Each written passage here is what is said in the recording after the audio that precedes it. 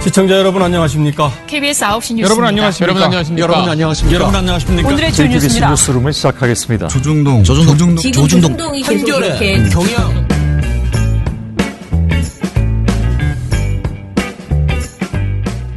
민원연의 미디어 탈곡기 712화를 시작하겠습니다. 예, 안녕하세요. 저는 언론 권력을 감시하는 시민단체 민주언론시민연합에서 사무처장으로 일하는 김원경입니다. 정책팀장 이봉우입니다. 이재열입니다. 예, 오늘 뉴스공장에 간만에 시간이 굉장히 많이 났는데 깜짝 놀랐습니다. 항상 너무 짧게 주다 보니까 계속 너무 줄여서 결론부터 얘기를 하거든요. 그 결론 다 얘기했는데 시간이 남아가지고 굉장히 두서없이 정적이 흘러가지고 네, 잠깐 정적이 흐르고 그러나 그 와중에 제가 그 청탁을 해서 그 전화를 받았어요. 근데 조국 전 장관의 같은 아파트에 살고 있는 주민이다.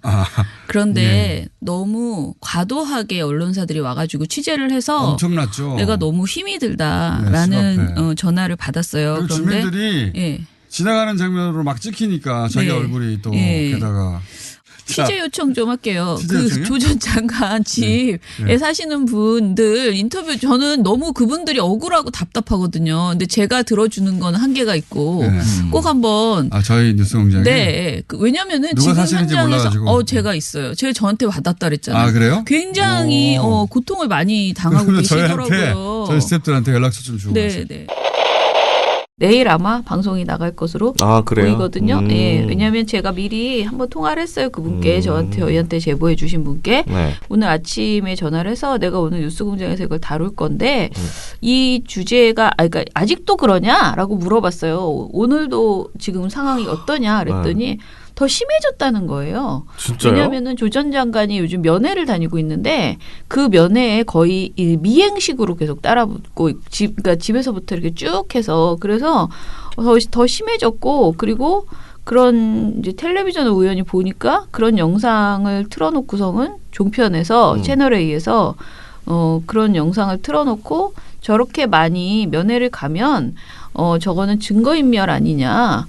그러면서 김근식 그 교수가 또 떠들었다는 거야 어제 방송에서. 그래서 자기가 너무 화가 나서 근데 뭐 내가 무슨 정말 자기가 조국 수호대도 아니고 그 시민분 입장에서는 아니 자기는 그냥 거기 살고 있는데. 네네. 그래서 내가 조국 수호대라는 분들의 실체를 아냐 그랬더니 보기는 봤는데 주민도 있고 주민이 아닌 사람도 있는데 주민이 아닌 사람이 더 많은 것 같고 숫자가 많은 건 아니다. 그런데 이제 자기들은 조국 수호대라는 이름 붙이지 않았는데 아무튼 언론이 조국 수호대라고 이름 붙여놔. 대장도 있을 것만 같고 왠지 그런데 그래서 내가 그걸 상당히 어떤 분들인지 좀 알면 좋겠다 궁금하다라고는 저는 이제 얘기를 했어요. 근데 기자들도 조국 스토커라고 이름 붙여주죠 뭐. 그래서 이제 오늘 얘기를 하고 혹시 내가 지금 나는 한겨레 기사 이후에 저희가 이제 한겨레 기사까지는 연결을 해준 거잖아요. 근데 좀 변화가 있기를 기대하였으나 더 나빠졌다면 뭐 정말 다시 여론을 또 이제 일으켜야 되기 때문에 그냥 방송에서 직접 떠오르는 대로 그냥 얘기를 한 거예요. 근데 그 전에 내가 혹시 인터뷰해 줄 생각 있냐라고 했더니 본인은 할 수는 있다라고 하셔가지고 아마 그러면 내일 뉴스공장에 아마 나갈 것 같아요. 진짜 네. 직접 출연을 하셔서 아니 전화로 전화 인터뷰로 짧게 상황을 왜냐하면 제가 말해주는 것보다 본인이 그 정말 설득력이 있거든요. 그렇죠. 얘기하는 걸 들으면. 그래서 하실 것 같고요. 근데 정말 웃기는 거는 저는 이런 보도가 나가면 한겨레 보도가 나가면 진짜 조선 그 채널 TV조선과 채널A가 좀 주춤하고 자제할 줄 알았는데 오히려 그렇게 조국 수호대라고 하면서 니네들이 우리의 업무를 방해하고 있다라고 지금 주장하는 거잖아요. 그런 햇소리를 또 종편의 패널들이 나와서 하고 있고 고성국은 아주 강력한 업무 방해로 이게 규제해야 뭐 이런 식으로 얘기를 하거든요. 욕 나올 뻔했습니다. 네. 근데 막 그 악플 다는 사람 중에 그런 사람도 있어요. 스트레이트도 김관진 뭐 쫓아가가지고 뭐 인터뷰하지 않냐.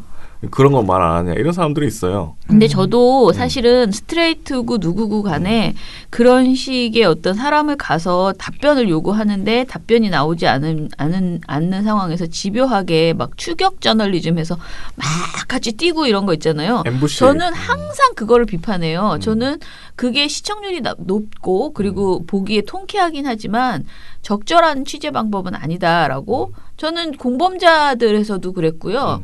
그다음에 최근에 스트레이트에서도 전 똑같이 PD수첩도 그렇고 어떤 것도 저는 굳이 그렇게 할 필요 없다. 왜냐하면 내용을 통해서 입증하면 이 사람의 어떤 문제적 행위를 분명하게 보여주면 그 사람한테 갔더니 그 사람이 취재 거부했다 끝 하면 된다는 거죠.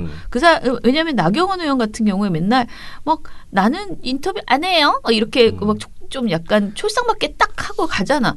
그러면 그냥 이 사람은 이런 식으로 뻔뻔한 태도를 보이고 있다.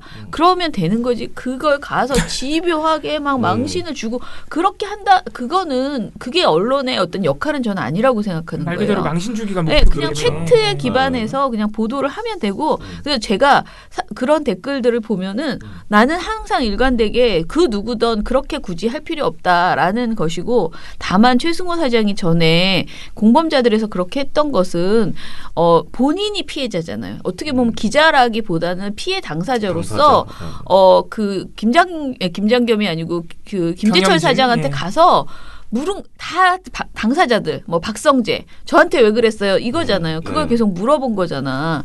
그래서 그거는 약간 취재의 영역이라기보다는 어떤 배우로서 진짜 이게 피해자가 가해자한테 가서 당신 나를 직시해라. 나한테 왜 그랬냐 이렇게 묻는 거였거든. 그래서 그 부분에 있어서의 설득력은 좀 달랐다라는 생각이고요. 그런데 이번 보도는 가장 큰 문제는 공인이 아니라는 거죠. 이 취재를 당하고 있는 주민들이 전혀 공인이 아니에요. 그렇기 때문에 전혀 취재를 당하지 않아야 할 어떤 그 권리가 있는 사람들이에요.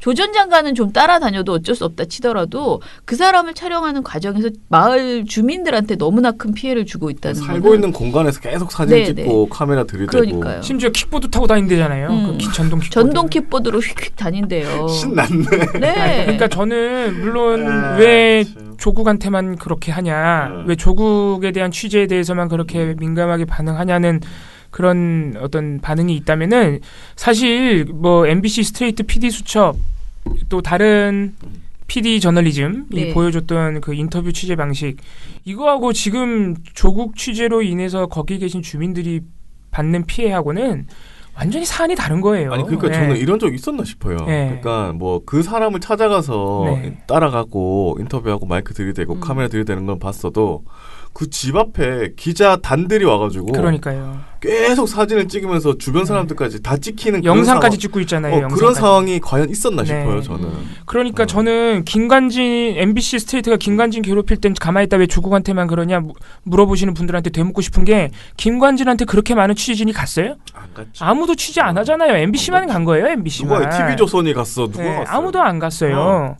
그리고 김관진 그 MBC가 김관진 씨를 취재하는 과정에서 거기에 계신 다른 주민들을 영상으로 찍고 하루 종일 찍고 있었습니까? 그리고 기자단들 다 모여가지고 네. 그 집에 들어간지 나온지 다 찍었으니까. 그럼요. 아니 이거 아니잖아요. 완전히 다른 문제입니다. 김관진 씨를 MBC가 너무 대답 안 한다 그러는데 너무 집요하게 따라붙고 그런다. 이거는 처장님께서 말씀하신 대로 굳이 그럴 필요 없습니다. 잘못됐다고 비판할 수 있어요. 근데 그걸 갑자기 조국 취재로 인한 주민들의 피해하고 연결지어서 왜 차별하느냐? 말이 안 되죠. 사안의 경중이 다른 그러니까 겁니다. 이거는 완전히 수준이 다른 내용이고요. 게다가 조 전 장관을 찍었다고 하더라도요. 그 사람이 공인이라 하더라도 도대체 보여주는 게 뭐냐고. 우리가 오늘 방송에서 말한 것처럼 뭐 이건 모자다, 이건 선글라스다, 이거는 등산 집에 불이 스틱이다. 꺼졌다 뭐 이런 거. 네. 그거밖에 더 있냐고요. 그러니까 그냥 표정이 우울하다, 뭐 문을 쾅 닫았다, 이게 정보냐고. 네, 그러니까 망신주의죠. 이게 국민의 알 권리냐고요. 그러니까 그거를 진짜 아무리 TV조선 기자라 그래도 저는 이거는 말이 안 된다. 해도 너무했다라는 생각인 건데. 아니 그리고 네. 다른 사람들은 막 피해 다니고 막 이러잖아요. 네. 조 전 장관은 안 피해 다녀요. 네. 그걸 다니고 있어요 그냥 네. 밖에. 근데 왜 그렇게까지 하고 있는 거예요 도대체 진짜. 그러니까. 아파트에서는 좀 답답합니다. 나오셔야 됩니다. 그리고 지금 기간이 너무 오래돼서 한 일주일 그랬다 그러면 이해를 해요. 아니 그리고 지금 세 달째 이런 거. 지금 세 달째 장관도 거의 아니야. 상주하고 있어 지금 기자들이 주민들이 있는데 아파트 안에 이거를 우리 집이라고 생각해 보세요. 아, 진짜 끔찍한 짜증나지. 일인 겁니다. 내가 네. 계속 찍히고 있다는. 진짜 고소할 거야 나는. 그게 고소해야 될 수준인 거예요. 고소해야 돼요. 도와서 아니 시민단체가 우리나 뭐 민변이나 같이 도와서 이 사건을 어떻게 보면 상징적인 거거든요. 그러니까 공인 때문에 공인의 주변에 있는 사람들이 이렇게 큰 피해를 받는 일도 사실은 어떻게 보면은 굉장히 큰 일이에요. 그러니까 맨날 조전 장관만 중요한 게 아니고 그 사람의 인권도 굉장히 중요하지만 사실 뭐 보수든 진보든 상관없이 마을 주민들이 편안하게 살 수 있는 권리를 완전히 지금 박탈당한 건데 이 부분에 대해서는 좀 대응이 필요해요. 그래서 결심을 하시면 정말 우리가 돕던 민변이랑 같이 얘기를 하던 해서 뭔가 이제 대응을 해야 된다라는 생각을 합니다. 아파트 거기 반상회 같은 데서도 어떻게 안 되나? 그러니까. 기자 여론화가 좀 내일 또 방송에 인터뷰도 하신다고 한다면 좀 여론화가 되지 않을까. 근데 업무 방해라고 하는 사람은 뭐야 도대체? 고성국 씨요. 그 얘기들 많이 하더라고 지금 방송에서. 아 진짜. 고성국 패널. 자 그러면은 오늘 미디어 스크랩 하나 해볼 텐데요. 사실은 미디어 스크랩 할 거는 없고 황교안 그 대표께서 단식에 들어가신다고요? 아 나는 단식은 절대 할 수가 없는 사람으로서 누가 하던 참 그러게요. 진짜 근데 마음이 사실, 아픕니다. 단식은 국가로부터 뭐 폭력을 당하거나 부당한 차별을 당하거나 그래서 정말 절실하고 삶이 경각에 달린 분들이 최후의 방법으로 택하는 투쟁 마지막으로 목숨을 걸고 하는 그냥 차라리 말을 많이 하시는 그런 집회를 하시던가 혼자서 24시. 근데 이제 그것도 안 되고 그 전에 머리도 깎았잖아요. 뭐 머리 깎는 걸로 되겠어요. 그러니까 그러고 나서도 사실은 삭발에 대한 의미를 퇴행시켰다 이렇게 얘기가 나왔었는데 이제 다 단식에 이제 단식까지. 대한 의미도 모든 것을 퇴행시키려고 하는구나. 근데 이제 문제는 이분이 하는 그 목적 왜 하는지 왜 하는지 목적이 있습니다. 예, 공수처 설치 법안, 검찰 개혁 법안, 연동형 비례대표제 등 패스트트랙의 철회, 패스트트랙 그 절차 나가는 거 하지 마라. 왜? 그리고 문재인 정권의 국정 실패를 바로잡아라. 이건 그러니까 이게 되게 말도 안 되는 얘기를 하고 있는 거잖아요. 지금. 지소미아 연장을 수용해라. 소득주도 성장 폐기해라. 이런 겁니다. 이런 목표로. 예, 아무튼 뭐 근데 이런 것들이 지금 이런 목적으로 충분히 국회 안에서 할 수 있는 평범한 그러니까 우리가 흔히 볼 수 있는 통상적인 정치적 절차로 할 수 있는 어떤 이런 주장을 굳이 단식을 해야 되나? 일종의 희화화하는 결과를 낳거든요. 정치에 대한. 그렇죠. 자 그리고 이렇게 되면 이분이 계속 선거운동 한다는 생각밖에 안 들어요. 네, 지금 뭔가 좀 과하죠. 네, 쇼맨십이 좀 과한 느낌이. 현직 의원이 아니다 보니까 그리고 자기한테 계속 그 비판이 있으니까 당내에서도 비판이 있고 그다음에 당내에서 비판이 있고 지지율 계속 자유한국당 떨어지고 있지 않습니까? 네. 그리고 최근에 김세연 뭐 의원도 뭐 출마 안 하겠다 이러고 자유한국당 강하게 없어져야 된다. 네. 뭐 그런 식으로 말하고 있으니까 본인이 대표로 있으면서 되게 입지가 약해진다는 생각을 하는 것 같아요. 근데 이게 참 아무리 정치를 한다고 해도 이렇게까지 해야 되나? 그러니까 며칠이나 하실진 모르겠는데 단식을 또 우리 언론들이 어떻게 보도하는지 한번 봐야겠습니다. 갑자기 정치 얘기하니까 그 정치합시다라는 방송 시작한다고 하잖아요. 그 유시민, KBS. 홍준표 두 분이 나와서 말한다는 그것도 약간 전에 우리가 100분 토론에서 이 두 분이 또 했잖아요. 근데 이게 두 분이 붙었을 때 홍준표 전 대표가 굉장히 뭐라 그러지 의문스럽게 이렇게 뭐라고 어떻게 말을 못하겠어. 약간 능구렁이처럼 맞아요. 그렇게 넘어갑니다. 그렇게 이제 휙휙 넘어가는데 사실 이 두 사람의 어찌돼 보면은 이제 그 공방 속에서 우리가 많은 정치와 관련된 생각을 할 수 있어요. 그렇죠. 그런데 좀 제가 좀 걱정하는 거는 이제 홍준표 대표의 그 어떤 전 대표의 그런 태도 있잖아요. 그런 게 오히려 이제 정치를 희화시킬 수 있다라는 생각이 좀 들어서 그게 좀 늘 우려가 돼요. 그러니까 근데 이런 정치 고수라고 말하는 사람들 있잖아요. 정치 고수들이 이제 나와서 하는 토론을 통해서 우리가 이렇게 뭐라 그러지 이렇게 대충 넘어가고 이런 것만 정치다. 우리가 생각하는 정치에 대한 부정적인 인식이 있어요. 정치하는 사람 그러면 거짓말쟁이. 능구렁이. 능구렁이. 그리고 퉁치고 넘어가는 잔머리만 굴리는 사람. 그런 어떤 맞아요. 그런 식의 부정적인 게 있는데 저는 이 정치합시다가 그런 우리의 고정관념을 강화시켜 주는 게 아니고 좀 깼으면 좋겠다라는 생각을 기대를 좀 하고 있어요. 그러니까 뭔가 이런 사람을 붙여서 이런 그 당대의 어떤 농객이라는 사람들을 붙여서 시청률을 높이려고 하지 마시고 제발 KBS잖아요. 네. 그러니까 제발 뭔가 이 사람들에서 나오는 말들에 그냥 중계만 하는 자리만 만들어주는 게 아니고 그 말 속에서 만약에 사실과 다른 부분이 있다면은 정정도 좀 적극적으로 해주고 그런 어떤 연출의 개입이 굉장히 많이 됐으면 좋겠다라는 생각을 해요.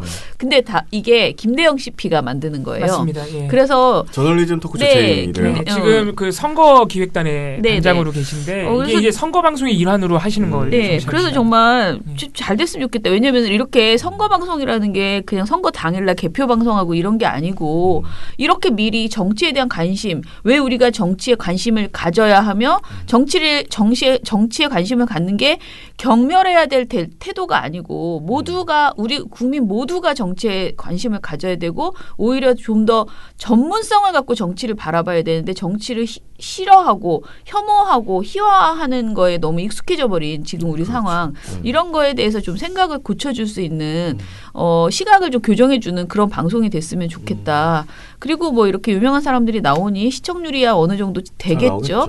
그러니까 저는 시청률을 걱정하는 게 아니고 그것에서 그냥 그들의 말을 전해주고 끝나는 게 아니고 뭔가 좀 더 나아가는 그런 연출을 통해서 우리가 이렇게 생각해보게 하는 우리 자신을 되돌아보게 하는 그러니까 내가 누구 편이니까 누구 편의 얘기가 좋았어. 오늘 누가 이겼어 졌어. 이런 거는 그만했으면 좋겠고 두 사람의 그런 대화를 통해서 서로의 어떤 그 상황을 이해하면서 그러니까 소통하면서도 그래서 정치는 정말 중요하구나라는 그런 그렇죠. 생각의 수준이 좀 이렇게 넘어가는. 그래서 투표를 꼭 해야겠구나. 이렇게 네네네. 그런 방송이 됐으면 좋겠다라는 기대를 해봅니다. 저널리즘 토크쇼 제2의 3파 역할을 하신 분이니까 충분히 또 기대해볼 만한 통상적인 우리가 지금까지 봐왔던 대담 프로그램, 토론 프로그램과는 다르지 않을까 좀 기대해 봅니다. 그 정치합시다에서 그 유시민 이사장 출연료 그 문제가 그 나왔던 5천만 원 받았다 그런 거예요. 맞아요. 근데 사실 무근이라고. 네.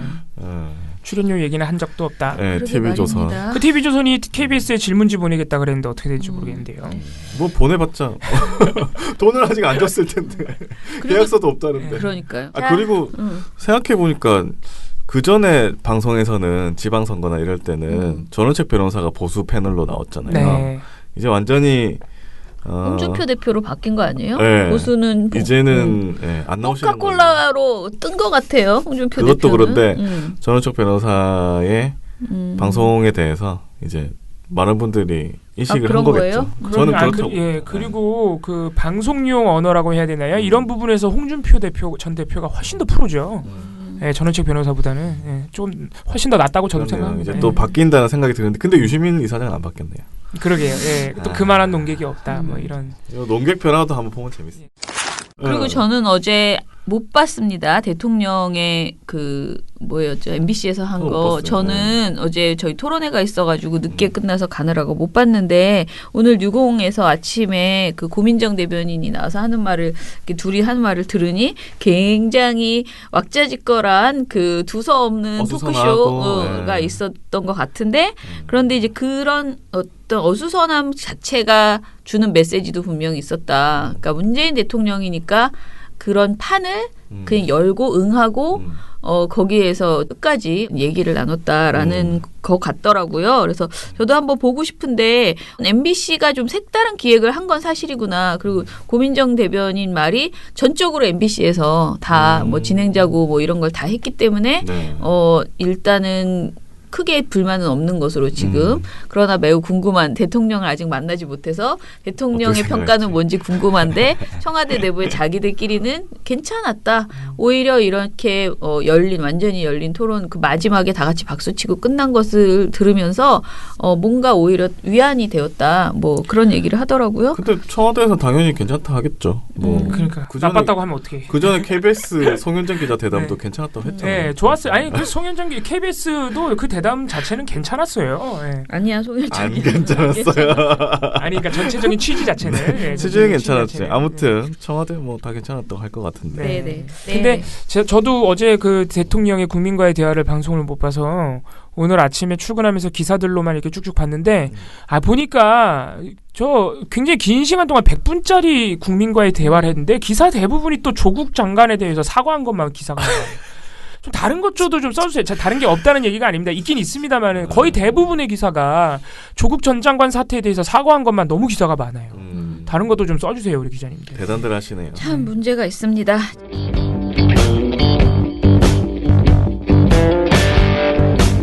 스마트폰 보다가 태연하게 가입했다.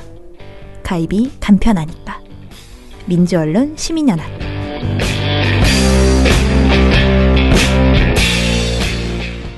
그러면은 오늘 우리 이제 봉우 씨가 들어온 이유는 우리 논평을 하나 냈습니다. 제가 이 관련된 내용을 제가 이제 언론 강의를 많이 가잖아요. 요즘 언론 강의 많이 나가요. 그런데 강의를 가면 우리 민원연이 열심히 활동해서 내놓은 그런 보고서 이야기들은 사람들이 이미 다 알고 있어. 그래, 언론은 원래 그래. 언론은 원래 왜곡 보도 많이 하고 뭐 노동 보도 문제 있어, 뭐 모든 거 다 문제 있어. 조국 전 장관 관련 보도부터 시작해서 거의 모든 사안에 있어서 거의 공감하고 있어요. 그런데 잘 모르는 게 이 기사를 돈 받고 쓰는 문제들 있잖아요. 그런 것에 대해서는 얘기하면 되게 신기해하면서 정말요? 그런 게 있었어요? 막 이렇게 아직도 모르시더라고. 그래서 저는 뉴스타파의 이 보도가 다 아는 거야. 나는 너무 흔한 뭐 이걸 지금 와서 보도로 만들어 이렇게 생각할 정도로 다 아는 거야. 그렇지만은 우리끼리만 많이 알지 시민들이 아직 모르시는 분이 굉장히 많아요. 그래서 우리가 일부러 뉴스타파 보도를 또 다시 한번 사람들이 알게도 하고 싶고, 그리고 이 주제에 대해서 이제 우리 다 알아버렸으니 대책을 세워라라는 얘기를 하고 싶어서 봉우 씨한테 이제 논평을 써달라고 했어요. 자, 그래서 오늘은 그 뉴스타파, 사실 우리가 새롭게 막 뭘 발굴했다라기보다는 뉴스타파 기사를 정리를 해주면서 그렇다면은 어떤 대안을 세워야 하는가에 대해서 얘기를 해봅시다. 시작할게요. 민원연 논평. 변검 특집. 오, 변검. 변검이 뭔가요? 이렇게 얼굴 바뀌는 거 변검이 아니야? 혹시 뭔지 모르시는 분들도 있는데 중국 화면으로 영화 보시면은 같은 거 뭔지 보면. 다 아실 겁니다. 이게 중국의 일종의 전통 연극 같은 건데, 네. 예, 옷과 이 얼굴에 쓴 가면이 휙 돌면? 한 번 고개를 돌리면 변해 있는. 오. 그래서 이것은 기사도 아니고 광고도 아니야. 이게 기사였다가 광고였다가. 영상으로 만들어줬어야 되는데 방금 이 장면은 기사였다가 광고였다가 광고였다가 기사였다가 하는 네. 이른바 언론사들 대부분이 아니라 그냥 다 하고 있는 기사형 광고에 대한 얘기를 오늘 해볼까 합니다. 네. 물론 뉴스타파 같이 아예 광고를 안 받는 언론사들도 있기 때문에 다는 또 아닐 겁니다. 네. 신문사들 중에서도 이런 거를 안 하려고 노력하는 신문사들이 충분히 있을 수 있겠죠. 근데 정말 우리가 이름 아는 언론사들 그냥 다 하고 있다고 보시면 됩니다. 왜냐? 기사형 광고가 합법이기 때문이죠. 근데 이제 미리 말씀드리는데요. 뉴스타파에서 보도한 것은 딱 그거예요. 기사형 광고예요. 그래서 기사형 광고임에도 불구하고 그 지켜야 될 걸 안 지켜서 경고를 받은 뉴스타파 보도에서 지적된 그런 사례와 이거는 그래도 순한 양들이라는 거지, 내 말은. 그게 아니고 돈을 그냥 버젓이 받고 기사를 쓰는데 기사형 광고가 아닌 것도 있잖아. 그러니까 박수환한테 돈 받고 파리바게트 그 빵 광고 해줬는데 그건 기사형 광고 아니거든요. 아예 그냥 기사야. 그냥 기사인데 돈을 받고 쓰는 사람도 있지만 그래도 요거는 기사형 광고라는 거죠. 네, 제가 좀 더 정리를 해서 말씀드릴게요. 네. 제가 기사형 광고가 합법이라고 말씀드리는 이유가 이게 실제로 법적으로 그리고 신문협회나 신문 그 광고 자율 심의기구, 한국 광고 자율 심의기구가 있습니다. 언론사들의 광고를 심의하는 이런 기구들에서 다 합법적으로 인정하는 광고의 한 형태예요. 그 기사형 광고 자체는 문제가 없어요. 이게 뭐냐면은 이제 광고주들이 돈을 주고 광고를 낼 거 아니에요, 신문사에. 우리가 흔히 아는 신문의 광고는 뭐 전면 광고든 아니면 하단 광고든 간에 그냥 광고라고 안 써놔도 광고인지 딱 알죠? 네, 그냥 이게 광고구나. 이쁜 그림 그려져 있고 문구 크게 이렇게 광고 문구 크게 있고. 네, 요게 이제 통상적인 광고입니다. 근데 이제 최근에 유행하는 게 이 기사형 광고인데 뭐냐면은 생긴 게 기사랑 똑같아요. 그런 광고가 아니야. 그림도 거의 없어. 물론 그림이 들어가긴 하는데 글이 대부분이에요. 통상적인 기사처럼 써져 있고 기사 제목도 이렇게 탁 뽑아놓고 한데 그거 잘 읽어보면은 그 특정 상품에 대한 굉장히 자세한 홍보인 거죠. 예. 그래서 기사 같은 모양새를 하고 있어요. 근데 잘 찾아보면은 한 구석에 광고라고 써놨어요. 애드버토리어 뭐 여러 가지 표기 방식이 있습니다. 네. 기사형 광고라고 써놓는 경우도 있고요. 그냥 광고라고 써놓는 경우도 있고.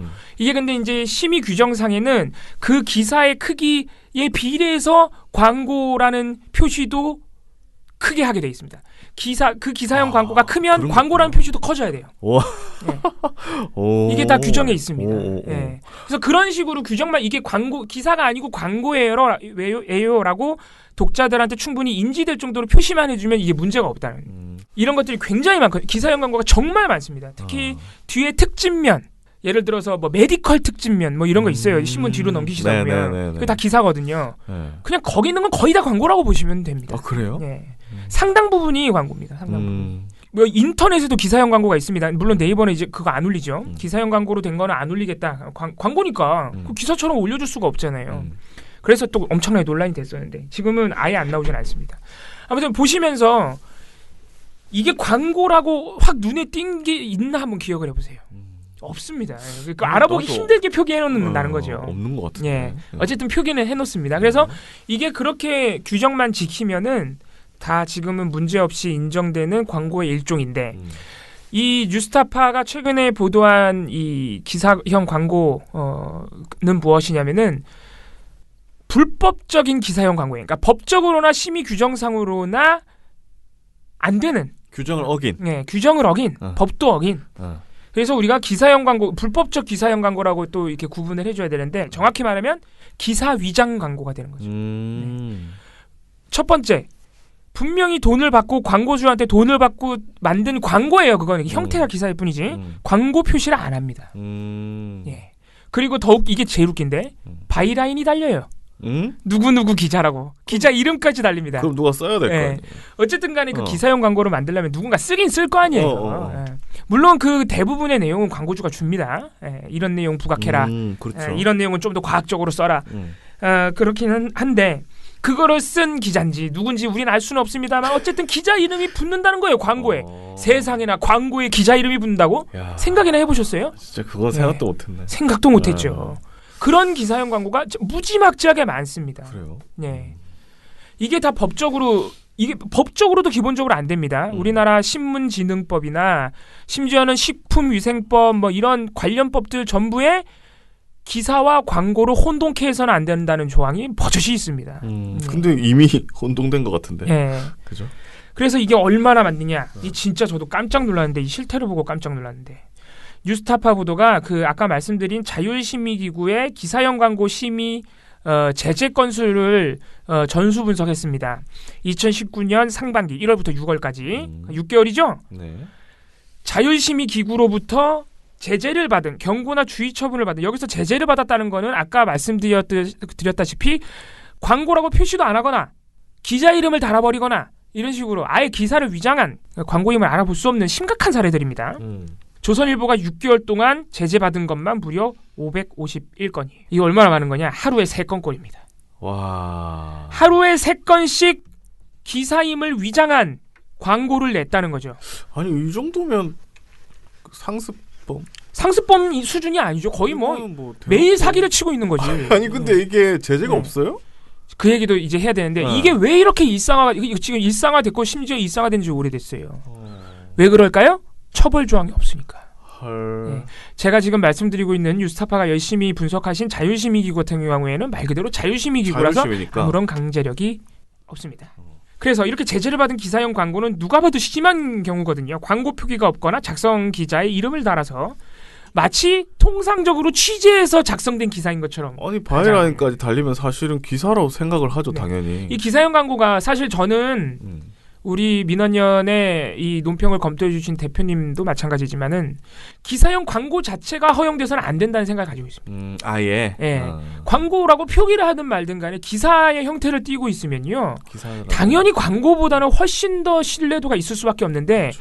그게 그 자체로서 법이 금하고 있는 과장 광고가 아닌지 생각해 봐야 됩니다. 네. 그렇죠. 네. 그걸 광고라는 표시를 못 찾으면 기사로 인식해버린다는 소리 아니에요? 네, 지금 자율심의기구로부터 제재를 받지 않은 기사형 광고들 중에서도 광고임을 쉽게 알아볼 수 있느냐 따져봐야 된다는 거거든요. 네. 그런데 너무너무 심해서 자유시민기구가 제재를 내린 게 조선일보가 하루에 3건꼴. 그러니까 실제로 문제가 되는 광고임을 알아볼 수 없는 기사용 광고는 하루 3건보다 훨씬 많겠죠. 생각해보면. 이건 굉장히 심각한 경우니까. 그러니까 거의 일상적으로 독자들을 기만하고 있는 겁니다. 우리가 왜곡 보도나 다른 기사들, 그러니까 정상적인 기사들에서 왜곡 보도나 인권 침해 보도나 뭐 조금 과장된 보도 이런 것들도 우리가 독자들의 어떤 이해나 인식을 좀 혼란스럽게 한다 이렇게 비판을 하는데 이건 정말 심각한 문제인 게 돈 벌려고 자기네들이 만든 콘텐츠인 광고가 마치 객관적인 정보인 것처럼 가장한 거잖아요. 그러니까 이건 피해가 엄청나죠. 그것 때문에 만약에 문제 생기면 어떡할 거야? 실제로 문제 생긴 사례가 있습니다. 2008년인가요? 판례도 있어요. 어떤 경제지가 너무너무 과장 광고를 해가지고 실제로 피해를 봐서 시민들이 소송을 걸어서 승소했어요. 광고 이런 식으로 하면 안 된다. 근데 이거 기사용 광고 더 심각한 거죠. 그러니까 그거는 그냥 통상적인 광고였단 말이에요. 광고였는데. 네. 아무튼 조선일보는 하루에 3건씩 제재를 받았습니다. 여기서 말하는 제재라 함은 뭐 과태료 이런 게 아닙니다. 그냥 경고를 받았다는 거예요. 말 그대로. 심의를 받았다는 겁니다. 예. 한국경제가 415건. 뭐 만만치 않습니다. 매일경제가 376건. 네. 다른 신문사들도 기본적으로 수백 건을 받았습니다. 하루에 2-3건씩 그렇게 받는다는 소리잖아요. 그래서 이게 얼마나 웃기냐면요. 이거 이렇게 많이 나오다 보니까 되게 웃긴데 건강기능식품 회사인 시스팡이라는 회사가 있어요. 이 회사가 조선일보에 1년 내내 올해 11월까지 시스팡이라는 회사의 제품만 기사형 광고로 올라온 게 50건이에요. 그러니까 한 달에 몇 건이에요? 한 5건씩은 이 회사 제품만 기사형 광고로 써준 거예요. 근데요, 제가 이거 모니터 해봤거든요. 제가 그러니까 몰래는 아니고 이거 보고서 쓸까 말까 내가 미리 사전에 해보잖아. 모니터 시킬까 말까를 고민하면서. 근데 그런 게 나오잖아요. 그러면 기사형 광고 제가 그 리스트 나는 뉴스타파보다 더 열심히 해봤어 한번. 한 이틀 동안 혼자 해봤어. 근데 그 리스트를 보잖아요. 그러면 그 리스트에 걸린 회사 경고 맞은 그 아이템을 복사해서 넣어봐. 그러면 같은 날 그런 기사가 정말 똑같은 기사가 8개씩 막 나가. 근데 그 회사만 경고를 받았어. 그러니까 경고가 그게 얘네의 어떤 그 뭐라 그러지? 얘네 그물망이 이 심의를 하는 그물망이 촘촘하지 않아서 거기서 빠지는 게 더 많은 거예요. 훨씬 많은 거. 그래서 이거 왜 얘는 경고 받고 얘는 아무것도 안 맞았지? 기사를 아무리 비교해봐도 똑같아요. 그리고 매체도 그러니까 매체의 중요성, 매체의 중요성도 뭐 예를 들면 헤럴드 경제하고 한국 경제가 똑같은 기사를 냈는데 한국 경제 맞고 헤럴드 경제 안 맞아. 그 다음 날 또 보면은 또 여긴 맞고 저긴 안 맞았어. 근데 회사는 그 회사를 쳐서 그 제품이 있어요. 그 제품, 지금 홍보하고 있는 그걸 넣어보면은 엄청나게 많이 했는데 그냥 운 없으면 뭐 뺑뺑이 돌리듯이 랜덤으로 막 걸리고 있는 거예요. 그러니까 이게 저는 개인적으로는 자유심의기구 탓을 할 수 없다고 생각하는 게 제가 지금 말씀드리겠지만 양이 예를 들어서 진짜 많아요. 시스팡이 하루에 기사용 광고로 뿌린 광고가 하루에 수많은 언론사를 통해서 막 적게는 수백 건, 많게는 수천 건씩 쏟아져요. 하루에. 같은 내용으로. 그거를 자유심의기구가 인력이 한정되어 있는 자유심의기구가 다 심의한다? 불가능하죠, 사실. 그래서 이게 되게 재밌는데 시스팡이라는 회사가 조선일보에 똑같은 내용이 계속 똑같아. 11개월 내내. 근데 조선일보가 어쨌든 간에 성의 있게 광고를 해줘야 될 거 아니에요. 이게 되게 웃깁니다. 그래서 어떻게 되냐면은 일교차의 큰 봄철에도 시스팡을 먹어라. 설 연휴에도 시스팡을 먹어라. 심근경색 발병률이 높은 겨울철에도 시스팡을 먹어라. 피부 속 침투한 미세먼지에도 시스팡을 먹어라. 시기마다 이 수식어를 다르게 다는 거예요. 봄에도 시스팡, 여름에도 시스팡, 미세먼지에도 시스팡. 아니 무슨 만봉통치약이야. 근데 기사는 내용은 똑같아. 제목만 이렇게 나오는 거예요. 이거 얼마나 웃깁니까 이게. 이거 실제로 검색해보세요. 우리 청취자 여러분들. 나옵니다 지금도. 너무너무 웃겨. 나 또 동안에. 사지 마세요, 처장님. 이게 무슨 말의 의미냐면 똑같은 내용의 똑같은 회사의 광고가 한 신문사에 이렇게 주룩 나옵니다. 이렇게 동일한 상품이 여러 번 반복해서 게재된 게 올해 상반기에만 348건. 이게 뭐를 의미하느냐? 348개의 상품이 1439건의 기사형 광고로 나간 겁니다. 6개월 동안. 세상에. 그 한 달에 몇 건이죠? 한 200, 300건 됩니다. 네, 300, 200. 엄청난 거죠. 그리고 처장님 아까 말씀하셨죠? 같은 매체에 여러 번 실리는 경우 634건이에요. 네. 엄청난 겁니다. 이거는 일상화가 돼 있다고 보시면 돼요. 일상화가. 아니 그러니까 그냥 광고인데 광고예요. 광고. 이건 기사형 광고라는 이름이 좀 부끄러워. 기사형 예. 형을 빼. 기사의 형이야? 기사의 형이 광고인가? 아무튼 아 참. 그러니까 그게 애매한 게 이게 기사형 광고 자체는 또 합법이거든. 아까 말씀드렸지만. 그러니까요. 지금 저희가 말씀드리고 있는 건 제재 걸린 거. 그- 자유심의기구에서 잘못됐다고 지적한 것들입니다. 기사가 아니고. 네. 자, 이렇게 일상화가 돼 있는데 우리가 이 일면을 이 뒷거래, 이 은밀한 뒷거래, 기사처럼 위장한 광고의 뒷거래를 이미 우리가 올해 초에 살짝 봤습니다. 뭐냐? 그것도 뉴스타파가 보도했어요. 우리 뉴스타파 진짜 열일하십니다. 후원 좀 해주세요. 로비스트 박수환 문자 보도 기억나시죠? 아 기억나죠. 아까 처장님이 살짝 말씀하셨습니다. 네. 거기서 어떤 대목이 있냐면은 이 박수환 씨가 저 뉴스 커뮤니케이션 직원이랑 대화를 하는데 직원이 파리바게뜨 모기업 SPC가 조선일보에 1억 원을 주고 광고를 샀다고 얘기를 합니다. 그러면서 이렇게 찡긋 웃으면서 그 이모티콘으로 웃으면서 1단짜리 광고랍니다 라고 전하니까 박수환 씨가 굉장히 조소하면서 문자에서 조소함이 느껴집니다. 단신 하나에 1억씩 주고 사네요. 이렇게 말합니다. 비싸다. 1단짜리 기사형 광고 단신 기사형 광고가 1억 원이었던 겁니다. 실제로 2015년 4월 4일에 파리바게뜨가 바게뜨빵 3종류를 새로 출시했다는 1단짜리 기사형 광고가 나갔습니다. 1단짜리면 한 문장? 한 길어야 둘? 셋? 한 문장도 아니고요. 실제로 진짜 보면은 짧아요. 한 3cm, 5cm 정도 되는데 그 와중에 사진이 있어요. 얼마나 조그매. 그러니까 여러분 생각해보세요. 그냥 우리 밀로 만든 빵이다 뭐 이런 식이었어. 빵이 나왔다. 그게 1억이에요. 네. 세상에. 그리고 그게 광고인지 사람들이 알 수 있을까요? 모르죠. 모른다는 거죠. 자, 이런 게 1억이다. 생각해보세요. 그러면은 제가 아까 말씀드렸던 시스팡 이런 거는 전면 광고도 있어요. 헐. 시스팡 그 제품 홍보만 기사 형식으로 전면을 털어서 해준 적도 있어. 대박. 반면도 있고요. 와. 웃기죠? 예. 그걸 얼마나 할까? 궁금하지 않으십니까? 왠지 우리가 시스팡을 광고해 주는 것 같으니까 이제 그 말을 하지 맙시다. 엄청나다는 얘기예요. 단가가. 예, 엄청나다는 얘기입니다. 여기서 우리가 뭘 알 수 있느냐? 지금 지면 신문 시장은 사실상 사장된 시장입니다. 사장되어 가고 있습니다. 그렇죠. 그리고 신문 구독자 수, 유료 부수 매년 줄어들고 있습니다. 계란판으로 만들어지고. 줄어들고 있는데 그 숫자도 우리가 믿을 수 없다고 얘기들 하죠. 그거 진짜 그래? 막 이렇게 생각해보지 않습니까? 그런데 신문사들 매출액은 유지를 하고 있거나 오히려 늘어나. 동아일보는 매출액이 늘어나고 있어요. 아이고. 왜 그럴까요? 왜죠? 이것 때문이죠. 기사형 광고라는 참. 비정상적인 광고 영업으로 매출액을 후려치고 있는 겁니다. 구독으로 안 되는 장사를 이 이상한 광고 영업으로 후려치고 있는 거예요. 우리가 그렇게 추정해 볼 수 있는 겁니다. 1단짜리가 1억이니까 다른 광고들 긴 거 생각해 보세요. 수억 원씩 하겠죠. 그러니까. 아무리 조그만 회사도 수천만 원 줘야겠죠. 그걸로. 그게 제재 걸린 것만 하루에 3건씩이니 얼마나 많이 하고 있겠습니까? 하루에 수십억씩 지금 거래가 왔다 갔다 하고 있는 거예요. 지면 자체가 돈이네. 네. 아주.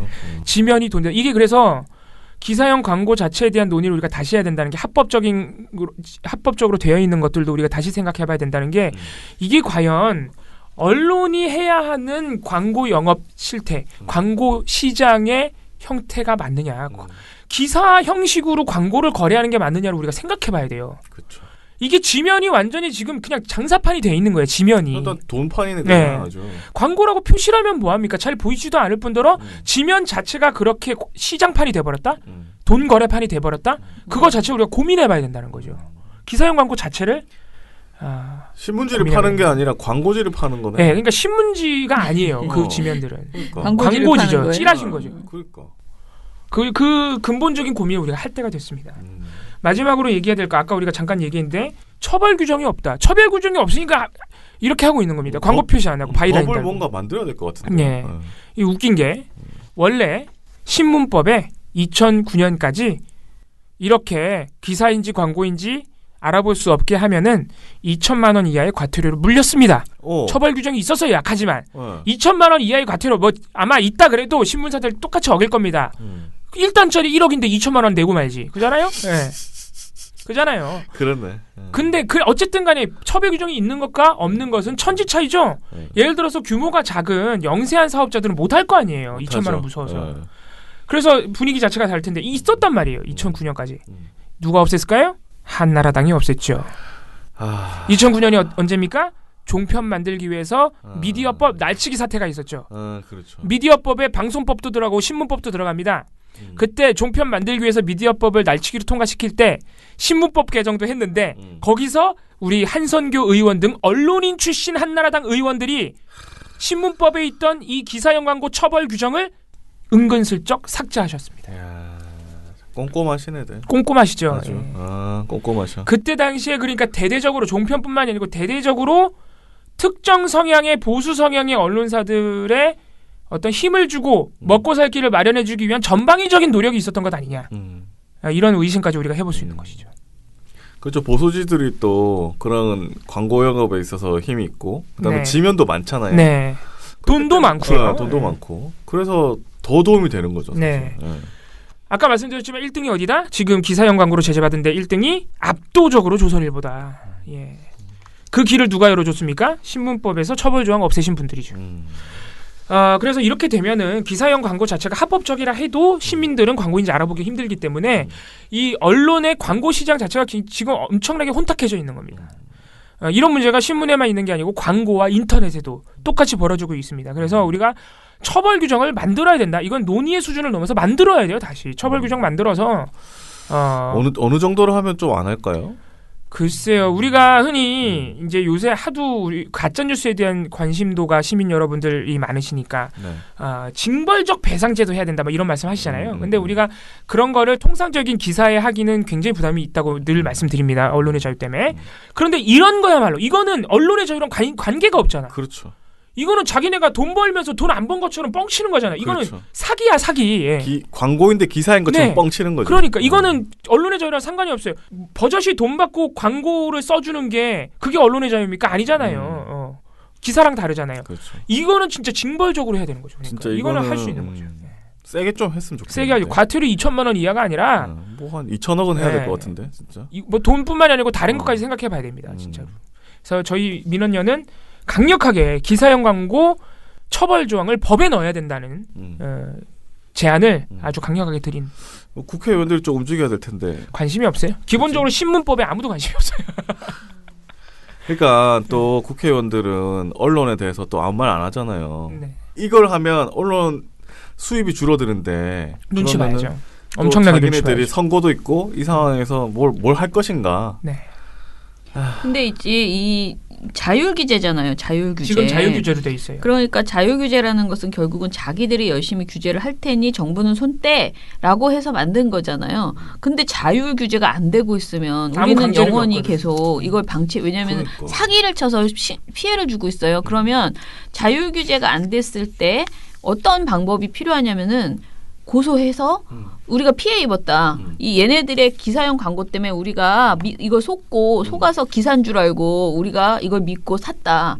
이런 식의 어떤 집중적인 대책이 필요해요. 그래서 지금 뭐 벌금 2천만 원? 그거 안 무서워. 왜냐면 1억 벌 수 있거든. 그렇죠. 그럼 2천만 원 그냥 하나에 과태료 1억인데 낼 수 있거든요. 그러면은 차라리 정말 나는 아까 말한 징벌적 손해배상제까지 안 가도 된다. 그냥 사람들이 집단 소송을 해야 된다. 소송해야 돼요. 사기죄로. 모아서 그래서 피해 지금 사례를 모아야 되죠. 네, 그러니까. 그런 사례가 예전에 있었잖아요. 있었어요. 아까 말한 판례도 있습니다. 그 판례도. 하프클럽이라고 네. 해서 홈쇼핑에서 여기 들어가면 반값이다라고 해가지고 사람들이 거기서 샀는데 그게 먹튀가 됐어. 그 회사가 쇼핑센터 네. 같은 거였는데 그런데 그 회사가 없어져서 내가 손해를 봤단 말이에요. 돈 다 냈는데 물건 안 오고 그런 사람들이 난 이거 보도 보고 믿은 거지. 이걸 만약에 걔네들이 광고를 찌라시를 넣거나 광고를 넣었으면 우리가 이걸 샀겠냐. 기사기 때문에. 기사인 줄 알았다 나는. 그리고 그건 누가 봐도 기사로 보이지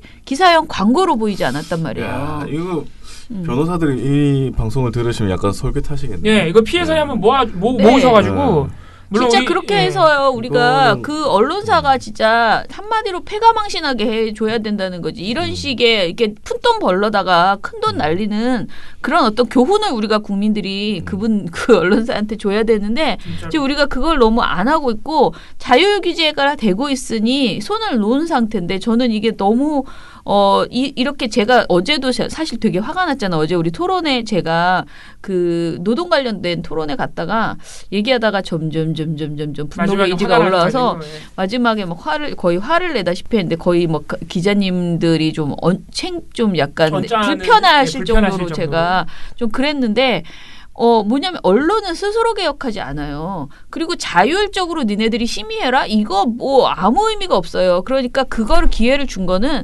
너희들에게 그렇게 자율적으로 심의할 수 있는 기회를 준 대신에 자율이 이루어지지 않았을 때 우리가 손을 놓겠다가 아니고 자율이 이루어지지 않았을 때는 법적으로 대응한다. 왜냐하면 이건 법적으로 보호받아야 될 소비자의 권리가 있는 건데 우리가 그렇죠. 지금 광고가 아닌 기사인 척하고 완전히 기사라고 해가지고 믿고 사고 믿고 먹고 뭐 학원 보내고 지금 다 그렇게 하고 있는 거예요. 그렇죠. 예, 그러면은 이거는 언론이 우리한테 정확하게 사기를 치고 있는 건데. 사기치는 거. 예. 그러니까 이건 사기야. 제 논평에 사기라고 쓰려다가 못 쓰겠는데. 그래서 이 부분은 좀 아무튼 할 일이 많아요, 민원연이. 근데 얘기하다 보면 늘 그래 내가 해야지 우리가 해야지 이런 생각은 근데 이거는 사실 다른 일들보다는 규모가 크긴 하지만 다른 일들보다는 해야 될 일이 명확하긴 해요. 첫 번째 일단 피해 사례를 수집해야 된다. 그리고 고소한다. 피해 사례로. 예.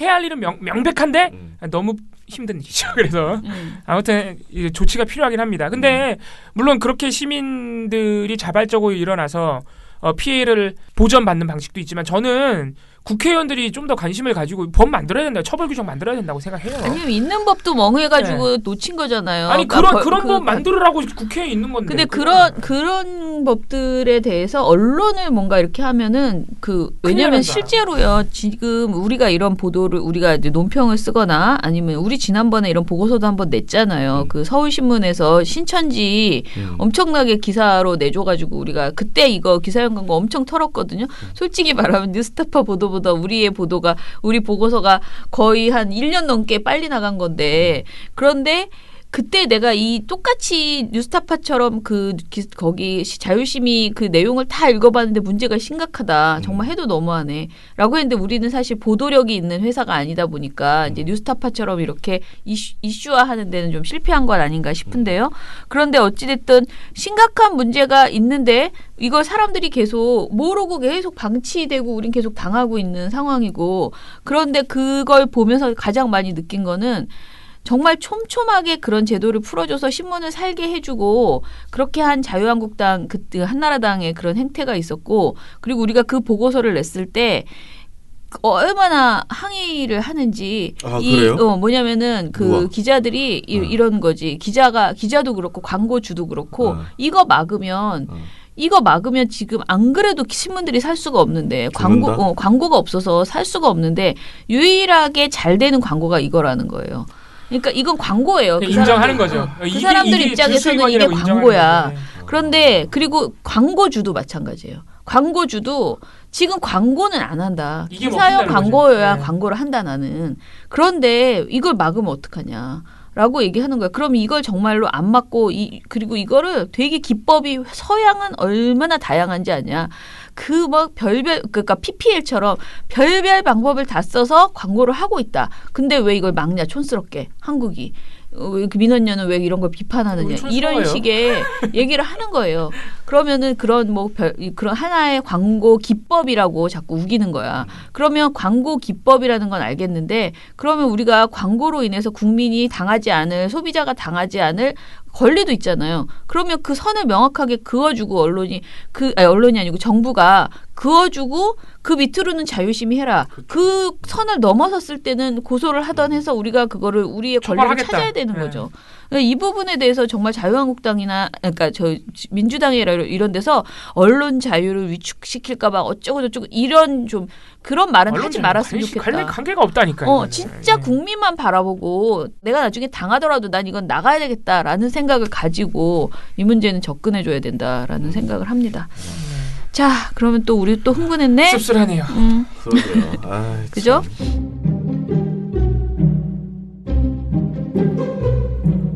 시작할까요?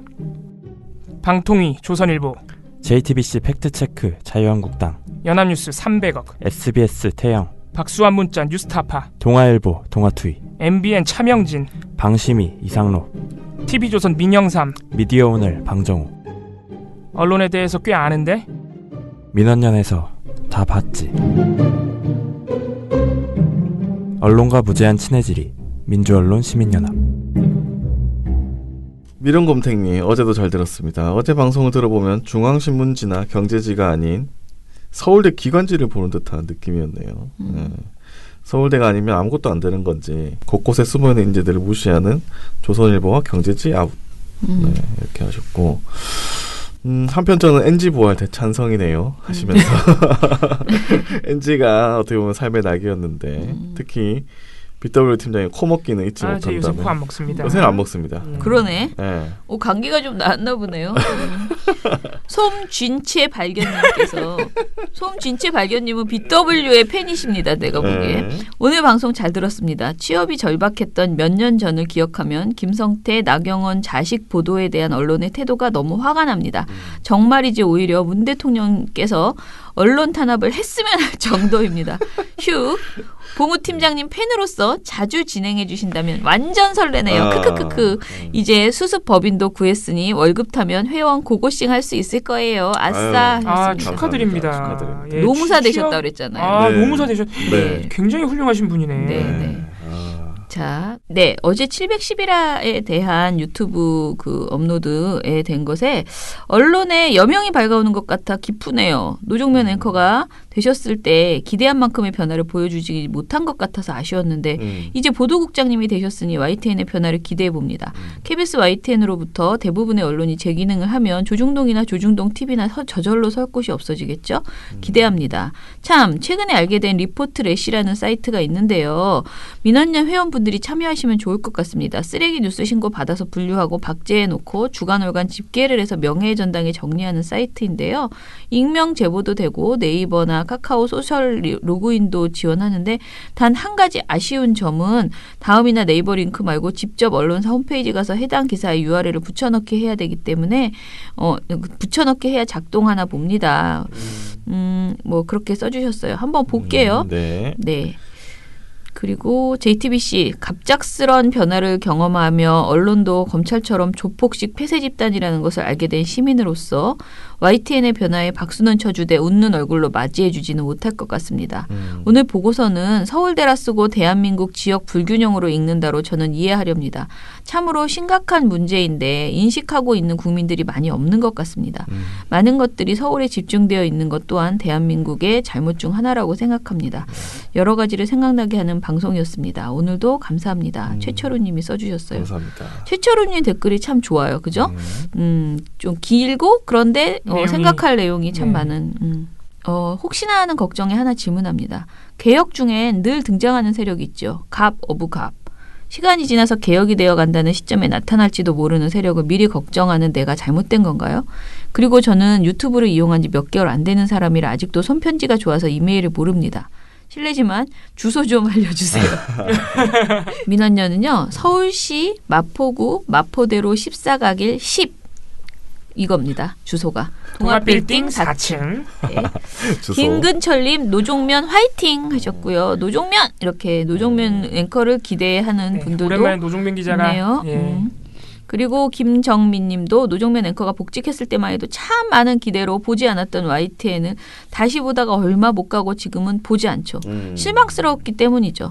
노종면도 별 수 없는 사람이구나 하는 배신감에 거리에서 울부짖을 때 같이 응원했고 다시 돌아올 때도 박수로 응원했었죠. 보도국장으로 갔군요. 조국 보도 역시 조중동보다 더 악랄하게 해대던 YTN 다신 보고 싶지 않다라고 실망을 표해 주셨습니다.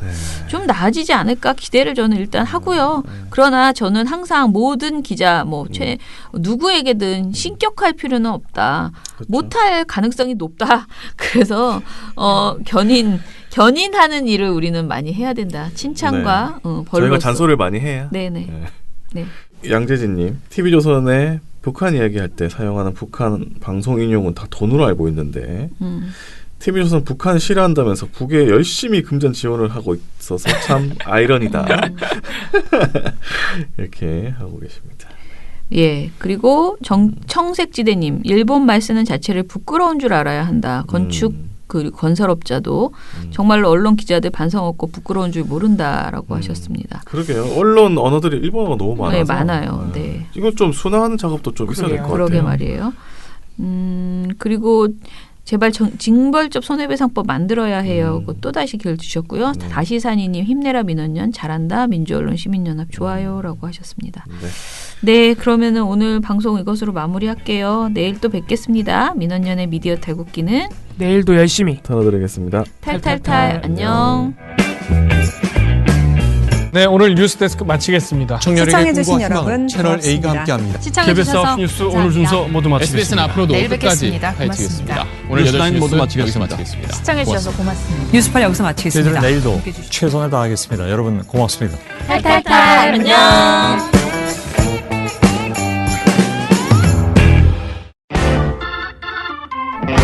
화가 났지만 태연하게 전화했다. 제보가 간편하니까.